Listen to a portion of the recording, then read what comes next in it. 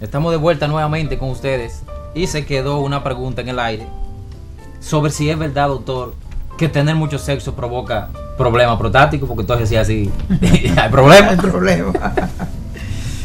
En realidad el tener mucho sexo no te predispone a un cáncer de próstata. Al contrario, la próstata es un órgano que el sexo lo descongestiona, lo mantiene descongestionado. Porque el espermatozoide se produce diariamente millones de espermatozoides, entonces tenemos que utilizarlo, porque vemos que hay algunos pacientes que van con dolor testicular. Esos son pacientes que tienen sexo muy tardío, duran muchos días para tener sexo, mucho tiempo para tener sexo, y le produce dolor testicular. O sea que el tener sexo no te predispone a tener cáncer de próstata. Sí, la vida promiscua que usted tiene diferentes parejas, eso te predispone a un sinnúmero de enfermedades. Pero el tener sexo en sí no predispone a un cáncer de próstata. Okay, gracias a Dios, doctor, porque verdaderamente la mayoría de los hombres estuviéramos ahora mismo lamentando. Pero, ¿cómo va a ser? ¿Cómo esto? Sí. Sin embargo, verdaderamente, doctor, que esa pregunta no es una pregunta al azar. No. Hay mucho capricho con eso de que la mayor cantidad de sexo, eso influye que tú tengas problemas prostáticos, pero ya gracias a Dios se sabe que no, que eso es un tabú también, como el asunto del tacto rectal. Todo hombre entonces, doctor, debe hacerse su tacto rectal cuando le llegue su edad correspondiente. Entonces, después que usted se hace la primera prueba de tacto rectal, entonces cada año debe seguir ese mismo periodo, doctor. Exacto.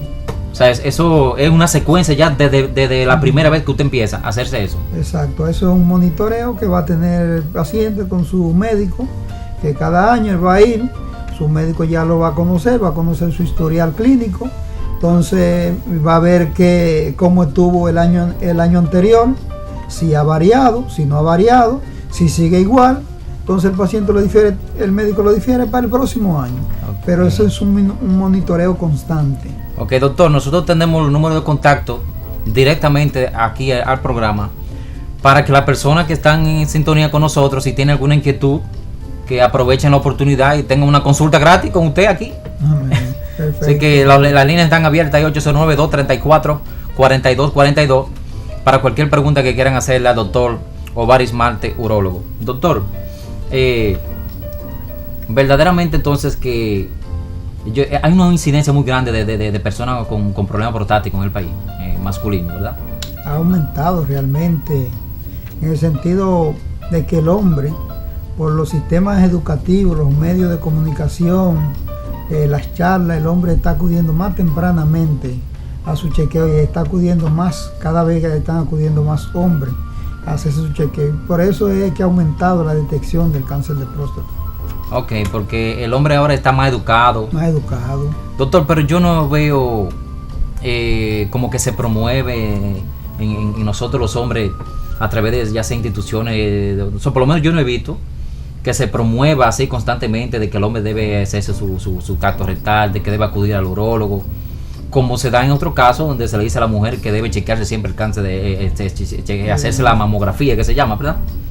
O sea, mamografía, sí, porque he visto muchos brochures, campañas publicitarias donde se incita a la mujer que debe chequearse por lo menos una vez al año su seno para detectar a tiempo un cáncer de mama. Pero entonces como que en los hombres yo no veo como que hay esa publicidad tan extensiva así esa campaña motivando a que el hombre debe hacerse desde que cumpla a 40 años, o si tiene, usted dijo al principio del programa que también a estas personas que tienen una incidencia familiar, que también predisposición. Sí, ok, antecedentes. Pero doctor, esas personas que tienen antecedentes familiares entonces no deben esperar a los 40 años, debieran ir primero. Deben ir más temprano al urólogo.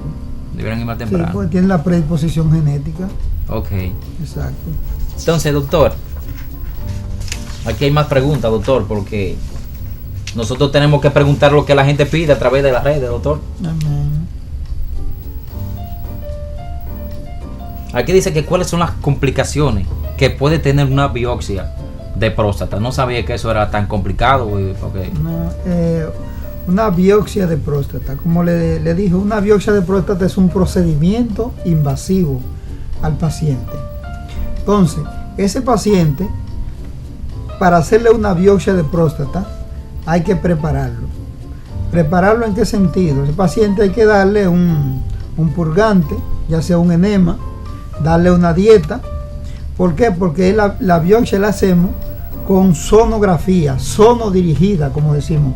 Biopsia prostática transrectal, sonodirigida. Transrectal porque el abordaje de la próstata, el mejor abordaje de la próstata es a través del ano. Entonces, ese paciente debe llevar su intestino limpio, y como el intestino lo que maneja en materia fecal, ese paciente se le puede dar antibiótico también para mejorar la flora intestinal. Entonces, ese paciente, cuando se le hace esa biopsia de próstata, se hacen de 8 o 10, 12 disparos, dependiendo del tamaño de la próstata. Entonces, ese paciente, al hacerle tanto disparo, porque es con una aguja que nosotros le decimos de trucú, y se hace con la sonografía, a través de la sonografía vamos viendo donde hay anomalía en la próstata, y ahí vamos tomando los pequeños fragmentos de biopsia. Y donde quiera que la aguja pase, como es una aguja, si hay vasos sanguíneos, por ahí corta, y el paciente, en lo inmediato, el paciente, cuando terminamos ya de hacer el procedimiento, ese paciente le indicamos unos 3 días de antibiótico posterior al procedimiento, porque ese paciente puede sangrar.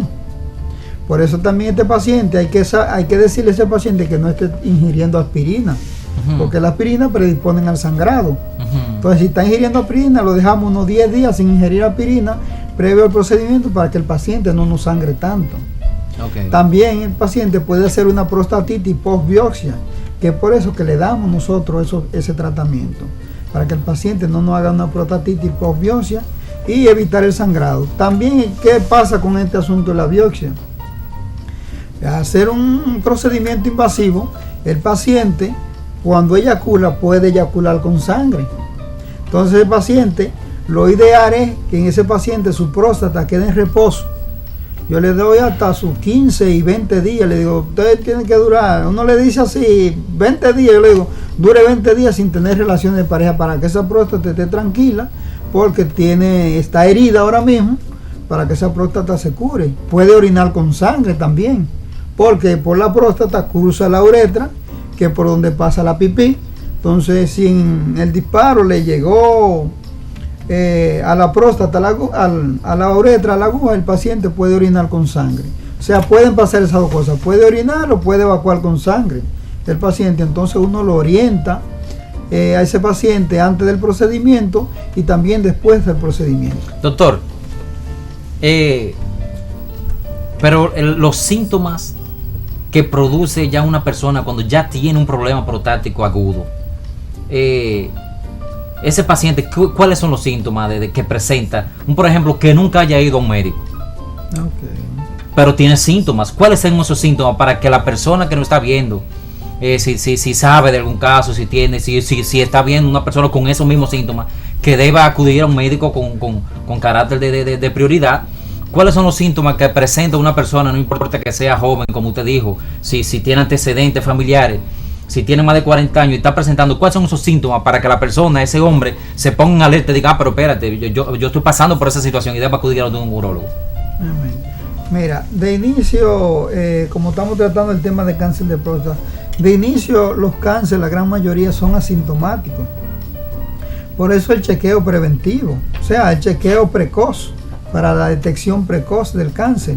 O sea, un paciente con cáncer puede estar desde asintomático hasta presentar síntomas importantes. Un paciente puede no tener síntomas y tener un cáncer, pero el paciente mayormente cuando va al urólogo es cuando presenta o síntomas urinarios o insupotencia. ¿Cuáles son los síntomas urinarios? Que el paciente se levante muchas veces en la noche, que el paciente va y no puede orinar, que el paciente va y orina poco, que el paciente tiene que empujar, en fin, una serie de síntomas urinarios o la impotencia son los que llevan al paciente al urólogo. Mayormente el paciente, si no se siente nada, va tardío a su chequeo. Casi nunca van a los 40 años como está establecido, ¿no? Ellos casi siempre van a los 50, 50 y tantos, 60 años, y van y te dicen, doctor, yo nunca me he hecho un chequeo. Hay unos que van asintomáticos y hay otros que van por síntomas. Ok, doctor. Hasta ahora yo creo que los amigos televidentes, doctor, han tenido una amplitud de lo que es este problema.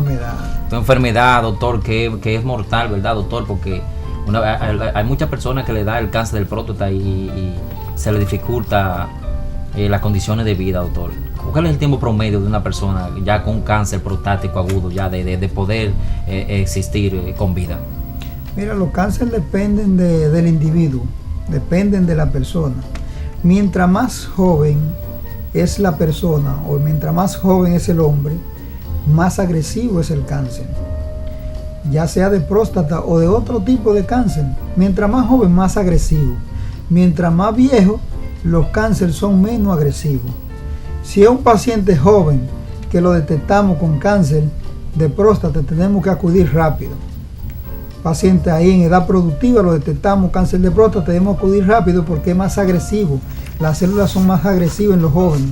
No así en los ancianos ya. Es un paciente más de 80 años que le diagnosticamos un cáncer de próstata. Ese es un paciente que es un cáncer que no es agresivo en él. Okay. Es un paciente que podemos dar un tratamiento expectante, le podemos dar su bloqueo hormonal o observación. Ok, doctor, con el permiso suyo y el permiso de la teleaudiencia, vamos a hacer un breve corte comercial para cuando retornemos entonces finalizar la entrevista por el día de hoy y hablar unas cuantas cosas que son todavía de mucho interés para los amigos televidentes. Con el permiso de ustedes volvemos en breve.